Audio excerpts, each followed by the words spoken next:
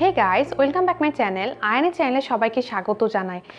তো আজকে আমি শেয়ার করব ভীষণ একটা ইনফরমেটিভ ভিডিও। সেটা হচ্ছে যে বাচ্চাদের সর্দি কেন হয় বারবার, যেটা আমি আয়নের সাথে অবজার্ভ করেছি, সেগুলো আজকে আমি তোমাদের সাথে ডিটেলসে শেয়ার করব। তো তার জন্য ভিডিওটা প্রথম থেকে শেষ পর্যন্ত অবশ্যই দেখবে। যদি ভালো লেগে থাকে তাহলে অবশ্যই একটা লাইক দেবে। আর যারা আমার চ্যানেলে নতুন এসছো তারা যদি আমার চ্যানেলটা সাবস্ক্রাইব করে না থাকো তাহলে অবশ্যই সাবস্ক্রাইব করে নিয়ে বেল আইকনটা হিট করে নিও, যাতে নেক্সট ইনফরমেশনগুলো, নেক্সট বেবি কেয়ারের ইনফরমেশনগুলো খুব তাড়াতাড়ি তোমরা পেয়ে যাও। তো চলো স্টার্ট করি আজকের ভিডিও। আমি একটা কথা খুব বেশি শুনেছি, কিংবা আমার সাথে সাথে যারা, প্রত্যেকটা মেয়ে মনে হয় এই কথাগুলো শোনে, যে প্রেগনেন্সিতে কিংবা আফটার ডেলিভারিতে বেশি জল খাওয়া যাবে না, ঠান্ডা জল খাওয়া যাবে না, আইসক্রিম খাওয়া যাবে না, স্নান করা যাবে না বেশিক্ষণ ধরে, রোজ শ্যাম্পু করা যাবে না। এগুলো বিভিন্ন জিনিস, যে এগুলো করলে কি হয় যে বাচ্চার সর্দি লাগে। তো এইগুলো একটা অংশে ঠিক, আবার একটা অংশে ঠিক না। মানে ডাইরেক্টলি যদি ধরি তাহলে ঠিক না, ইনডাইরেক্টলি যদি ধরি তাহলে হয়তোবা একটু ঠিক হলেও হতে পারে। তো ফার্স্ট যেটা বলবো, যে মায়ের যদি সর্দি লাগে তাহলে বাচ্চার সর্দি লাগে, এটা আমরা প্রায় শুনেছি। তো মায়ের সর্দি লাগার কারণ হচ্ছে যে শুধুমাত্র আমরা স্নান করছি কিংবা ঠান্ডা জল খাচ্ছি তা না। মায়ের যে সর্দি হচ্ছে তার সাথে যে ভাইরাসটা ছড়াচ্ছে, সেখানে যেহেতু মায়ের সাথে বাচ্চাটা বেশি ক্লোজ থাকে, তো তার জন্য মায়ের সর্দি লাগলে বাচ্চার সর্দি লাগে। এটা একটা জাস্ট ভাইরাস হতে পারে। এরপরে হচ্ছে যে ছোট বাচ্চারা ঘন ঘন শুশু করে। তো শুশু করার ফলে কি হয়, যে জায়গাটা ওর ভেজা থাকে, আর আমরা যতই চেক করি হয়তো বা কোনো সময় ভিজে থেকে যায়, কিংবা ডাইপার, ক্লথ ডাইপার, প্যান্ট বারবার যদি এরকম ন্যাপি যেগুলো পরা, একদম ছোট বাচ্চার ন্যাপি যেগুলো পরা, ওগুলো বারবার শুশু করাতে কি হয় যে ভিজে যায়, ওই ভিজাটা থেকেও বাচ্চাদের সর্দি লাগতে পারে। তো তার জন্য ওটা বারবার চেক করতে হবে সেটা। তারপরে হচ্ছে যে বাচ্চারা, ছোট বাচ্চারা, মানে মোটামুটি 6 মাস, 6-7 মাস পর্যন্ত বাচ্চারা ঘন ঘন, 3 মাস পর্যন্ত বাচ্চারা একটু বেশি ঘন ঘন বমি করে। আর তারপরে আস্তে আস্তে কমে যায়, কিন্তু বমি হয় বাচ্চাদের 6-7 মাস পর্যন্ত মোটামুটি বমি হয়। তো এটার ফলে কি হয়, যে ছাতির যে বুকের এরিয়াটা থাকে, এই পোর্শনটা ভিজে যায় বাচ্চাদের, এখান থেকে ডাইরেক্ট বাচ্চাটাকে ঠান্ডা লেগে যেতে পারে। তো তার জন্য সেটা একটু লক্ষ্য করতে হবে।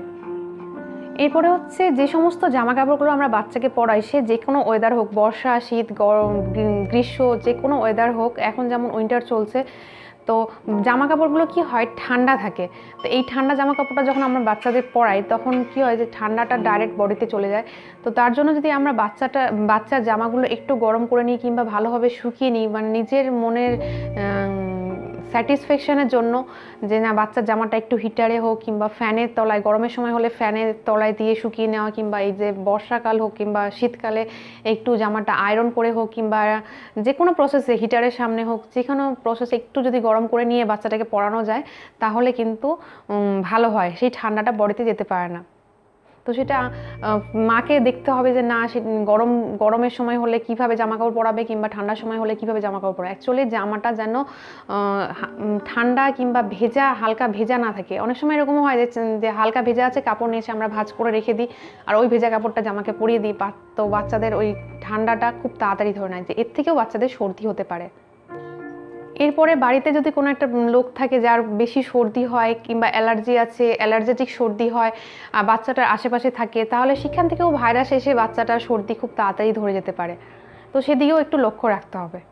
আবার বাড়ির কেউ যদি স্মোক করে, কিংবা কেউ বাইরের কোনো পার্সন যদি স্মোক করে, আর সেই লোকটা এসে যদি বাড়িতে বাচ্চাটাকে কোলে নেয় কিংবা বাচ্চার সাথে খেলা করে, তো সেখানে নাকের স্মেল, মুখের স্মেল, কিংবা যে জামা কাপড় পরে থাকে সেই মানুষটা, তার স্মেল থেকেও বাচ্চাদের সর্দি হতে পারে। প্যাসিভ স্মোকটা খুব বেশিভাবে এফেক্ট করে বাচ্চার ক্ষেত্রে, কারণ ওদের হার্টটা খুব ছোট থাকে, লাংসটা খুব ছোট থাকে। তো তাতে ওদের এই সমস্ত স্মোকি যে গন্ধটা, সেটা একদম বাচ্চাকে ডাইরেক্ট ইফেক্ট করে, আর তাতে বাচ্চার সর্দি লেগে যায়। টেম্পারেচার ডিসব্যালেন্স হলে, কিংবা যে ওয়েদার চেঞ্জ হলে, কিংবা কখনো গরমের সময় কিংবা বর্ষাকালে যদি কোনো দিন ঠান্ডা কোনো দিন গরম থাকে, তো সেক্ষেত্রে বাচ্চাদের সর্দি লাগে। আবার অনেক সময় ঘাম বসে গেলেও সর্দি লাগে। শীতের সময়ও অতিরিক্ত ঠান্ডা লাগলে, বাচ্চার যদি বডি টেম্পারেচার বোঝা না যায়, ঠান্ডাটা যদি বোঝা না যায়, তো সেখানেও ঠান্ডা বসে বাচ্চাদের সর্দি লাগে। তো তার জন্য খুব গরম হোক কিংবা ঠান্ডা হোক, যে কোনো ওয়েদার হোক, বাচ্চাকে প্রপার জামা কাপড় পরাতে হবে।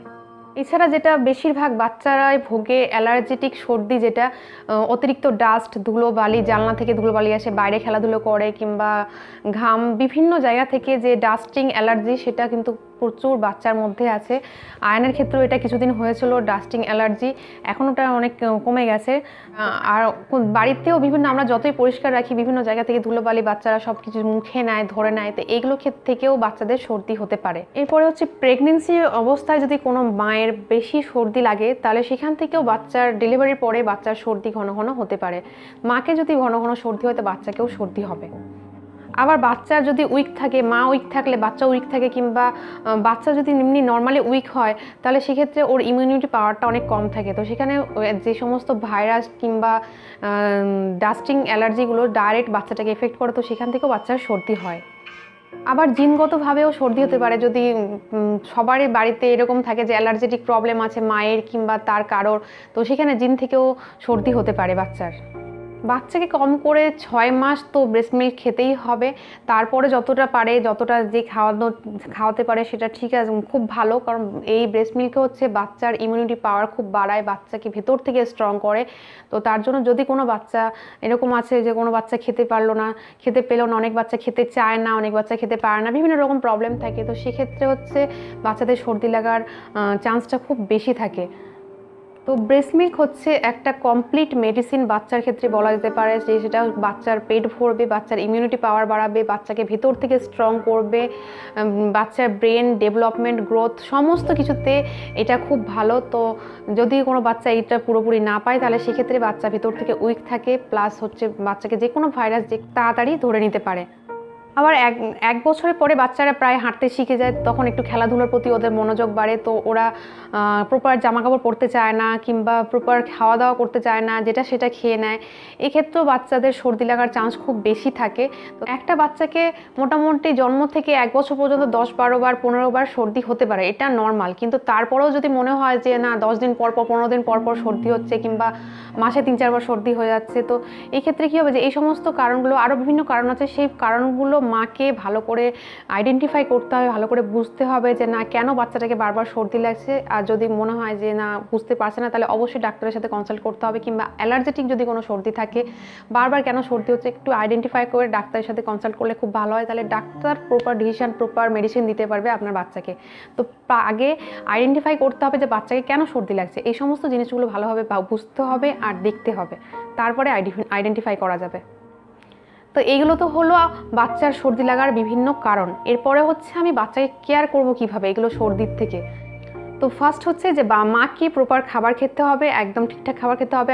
যে গরমের সময় গরম বলে ফ্রিজের জল খাবো, আইসক্রিম খাবো, এই জাতীয় খাবারগুলো একটু অ্যাভয়েড করলে ভালো। কারণ ফার্স্ট তো হচ্ছে বাচ্চাটা, মা যদি ঠান্ডা খাবার খায়, তো সেই মিল্কটা বাচ্চা যখন খাবে, তো ডাইরেক্ট ঠান্ডাটা বাচ্চাকে তাড়াতাড়ি ধরে নেবে, সেখান থেকে সর্দি হতে পারে।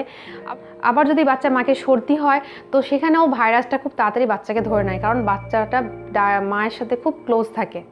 সেকেন্ড হচ্ছে বাচ্চাকে প্রপার ক্লথ পরাতে হবে, সেটা উইন্টার হোক কিংবা সামার হোক, যে কোনো ওয়েদারে হোক, বাচ্চাকে প্রপার জামাকাপড় পরাতে হবে। এরপরে হচ্ছে বাড়িতে যদি কারো অ্যালার্জি থাকে, অ্যালার্জেটিক সর্দি থাকে, তো সেই মানুষটাকে একটু ওই টাইমটাতে বাচ্চা থেকে একটু দূরে থাকলেই ভালো হয়। বাড়িতে যেমন আমার মায়ের একটু অ্যালার্জি প্রবলেম আছে, সর্দি, তো সেই যখন আমার মায়ের হতো, তখন আয়ান থেকে মা একটু ডিস্টেন্স মেনটেন করতো, তারপরে যখন ঠিক হয়ে যেত আবার এসে আয়নের সাথে খেলা করতো। তো আমি ওটা দেখেছিলাম প্রথম থেকে, আয়ানের 1 বছর পর্যন্ত সেরকম কোনো সর্দি, সেরকম কোনো প্রবলেম হয়নি। 1 বছরের পরে ওর একটু ওয়েদার চেঞ্জ হলো, আমাদের জায়গা চেঞ্জ হলো, তার জন্য একটু সর্দিটা ধরেছিল। তারপরে আস্তে আস্তে এখন ঠিকঠাক চলছে। এরপরে হচ্ছে ডাইপার চেক, সে ক্লথ ডাইপার হোক, ন্যাপি হোক, প্যান্ট হোক, কিংবা এমনি ডাইপার হোক, এমনটা না যে আমি ডাইপার পরিয়েছি বলে ডাইপার যতক্ষণ না ভরছে কিংবা ডাইপার আমি চেক করলাম না, একবারে 10-12 ঘন্টা নিশ্চিন্তে থাকলাম, এরকম কিন্তু না। যে ডাইপারই পরায় না কেন, বাচ্চাকে বারবার চেক করতে হবে। যদি মনে হয় ভরে যায় কিংবা ভিজে যায়, তাহলে সেটা সাথে সাথে চেঞ্জ করতে হবে। একটা ডাইপার ছোটো বাচ্চার 3 থেকে 4 ঘন্টার বেশি পরিয়ে রাখা উচিত না। এরপরে হচ্ছে বাচ্চাকে কম করে 6 মাস তো ব্রেস্ট মিল্ক খাওয়াতেই হবে, প্রপার ব্রেস্ট মিল্কের ওপরে থাকবে বাচ্চা। তারপরে যখন 6 মাস পরে সলিড খাওয়া শুরু করবে আস্তে আস্তে, তখনও সাথে মিল্ক কিংবা ব্রেস্ট মিল্ক রাখতে হবে। সেটা ডক্টরের সাথে কনসাল্ট করে, ডাক্তার যদি কোনো মিল্ক সাজেস্ট করে থাকে তাহলে সেই দুধটা খাওয়াতে হবে। এরপরে সবথেকে বেশি ইম্পর্টেন্ট যেটা আমার মনে হয় সেটা হচ্ছে ফুড টেম্পারেচার চেক। কারণ 6 মাস পর্যন্ত বাচ্চারা ব্রেস্ট মিল্ক খায়, মিল্কটা হালকা গরম থাকে, তো বাচ্চাদের জন্য খুব ভালো হয়। 6 মাসের পরে যখন আমরা সলিড খাবার আস্তে আস্তে দেওয়া শুরু করি, তখন কি হয় যে উইন্টারে, বিশেষ করে উইন্টারে খাবারটা খেতে খেতে ঠান্ডা হয়ে যায়, বাচ্চারা একসাথে খেতে পারে না। ওই 2 চামচ খাওয়ার পরে বাচ্চাটা খাবারটা ঠান্ডা হয়ে যায়। তো খাবারটা হালকা গরম রাখতে হবে, তাতে যদি প্রয়োজন মনে হয় তাহলে এক্সট্রা গরম জলের ওপরে খাবারটা রেখে খাওয়ানো যেতে পারে। তাছাড়া আরও যদি অন্য কোনো উপায় থাকে সেটা অ্যাপ্লাই করতে হবে। বাচ্চাকে একদম ঠান্ডা খাবার খাওয়ানো যাবে না, যেহেতু ওরা মিল্ক খাচ্ছে গরম, তার সাথে আবার খাবার খাবে ঠান্ডা। তো এক্ষেত্রে ঠান্ডা আর গরমের যে মিশ্রণ সেটাতে বাচ্চাকে ডাইরেক্ট এফেক্ট করে, সেখান থেকে সর্দি কিংবা ঠান্ডা বসে যাওয়ার একটা ভয় থাকে। মোটামুটি 1 বছর পর থেকে বাচ্চারা একটু বেশি খেলাধুলোর প্রতি মনোযোগ হয়ে যায়, নিজের হাত পা পায়, নিজের পা পেয়ে বিভিন্ন জায়গায় দৌড়াদৌড়ি শুরু করে দেয়। তো এখানে ওদের প্রচুর ইমিউনিটির দরকার হয়, আর ইমিউনিটিযুক্ত খাবার ওদেরকে খাওয়াতে হয়। সেটা মিল্ক থেকে পায়, বাচ্চারা ব্রেস্ট মিল্ক থেকে পায়, প্লাস হচ্ছে বিভিন্ন ভিটামিন সি, আদার্স যে গ্রিন সবজি ফল, যে কোনো জিনিস খাবার খাওয়ার পরে সেখান থেকে যে শক্তিটা পায়, সেটা যে ক্যালোরিটা তৈরি হয় সেটা তারা সেই দৌড়াদৌড়ি করাতে, খেলাধুলোতে ওয়েস্ট করে দেয়। ওই জন্য বাচ্চাদের প্রপার খাবার দিতে হবে, আর টেম্পারেচার চেক করে একদম ভালোভাবে খাওয়াতে হবে। অনেক বাচ্চা আছে যে বাচ্চার ওয়েট খুব কম, মা বাবারও চিন্তা হয় যে বাচ্চা খাচ্ছে না, কিংবা খাচ্ছে তারপরেও ওয়েট হচ্ছে না। তো এটা 2টা কারণ। একটা হচ্ছে বাচ্চা খাওয়া দাওয়ার প্রতি মনোযোগ দেয় না, খেলাধুলা আদার্স কোনো কাজে বেশি এঙ্গেজ হয়ে যায়, ওই জন্য খেতে চায় না। সেকেন্ড হচ্ছে যে খাবারটা হয়তো বাচ্চাকে ভালো লাগে না। তো দুটোর ক্ষেত্রেই আমাদের একটু আইডেন্টিফাই করতে হবে, করে বাচ্চাকে খাওয়াতে হবে। আর এরকম চলবে মোটামুটি 5 বছর পর্যন্ত। বাচ্চাদের সর্দি কাশি জ্বর, খাওয়া দাওয়ার প্রতি অরুচি, খাওয়া দাওয়া খাবে না, এগুলো বিভিন্ন কারণ চলবে। মোটামুটি 4-5 বছর এরকম চলবে। 4-5 বছর পরে বাচ্চারা নিজেরাই খাবে, আর নিজেদেরই ডায়েট চার্ট নিজেরাই তৈরি করে নেবে, নিজেরাই খাবে, নিজেদের স্বাস্থ্য নিজেরাই তৈরি করে নেবে। তো তার জন্য বেশি চিন্তা করার দরকার নেই। শুধুমাত্র আমাদের বাচ্চাদের যাতে কোনো ইনজুরি না হয়, কোনো রকম ভিতর থেকে যাতে বাচ্চারা দুর্বল না হয়, সেদিকে লক্ষ্য রাখতে হবে। বাচ্চাকে প্রপার খাওয়াতে হবে, প্রপার জামা কাপড় পরাতে হবে, আর একদম সব কিছু নর্মালভাবে থাকবে। বাচ্চার চাইল্ডহুডটা এনজয় করতে দিতে হবে, সাথে সাথে আমাদের প্যারেন্টদেরও সেটা এনজয় করতে হবে। তো বাচ্চার সর্দি লাগার বিভিন্ন কারণগুলো আইডেন্টিফাই করে ডাক্তারের সাথে অবশ্যই কনসাল্ট করে নিয়ে বাচ্চার জন্য কি ভালো, কি ডায়েট চার্ট লাগবে, কি খাওয়াতে হবে, কিভাবে করতে হবে, কি মেডিসিন দিতে হবে, সমস্ত কিছু ডাক্তারের কাছ থেকে জেনে নিয়ে সেগুলো অ্যাপ্লাই করলে খুব ভালো হয়। তো আশা করি বন্ধুরা তোমাদের ভিডিওটা খুব ভালো লাগলো। যদি ভালো লেগে থাকে তাহলে অবশ্যই লাইক দেবে, আর আমার চ্যানেলটা যদি সাবস্ক্রাইব করে না থাকো তাহলে অবশ্যই সাবস্ক্রাইব করে নেবে, এরকম বেবি কেয়ারের বিভিন্ন ইনফরমেটিভ ভিডিওগুলো দেখার জন্য আর ইনফরমেশনগুলো নেওয়ার জন্য। তো ওয়েট করো নেক্সট ভিডিওর জন্য। ততক্ষণের জন্য টাটা।